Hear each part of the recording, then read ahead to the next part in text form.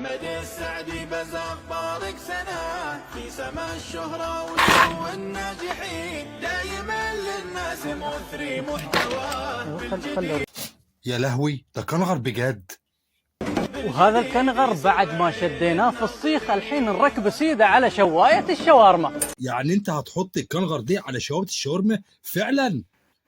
يعني موسم شتي بشاورما كنغر. وبسم الله نبدا نتبل الكنغر. ما شاء الله ما شاء الله. لا لا لا، انت مش بتتبله، ده انت بتدهنه. اكيد بنستخدم طحين عطايا. طحين ايه معلش؟ ثقة في النتيجة. تعرفون ليش؟ لا معلش قول لنا ليش.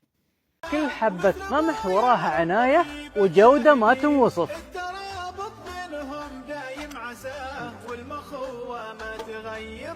عارفين يا جماعه لو كان حد عمل الكنغر ده من الصين كنا كلنا عملنا في التعليقات الحمد لله على نعمه الاسلام.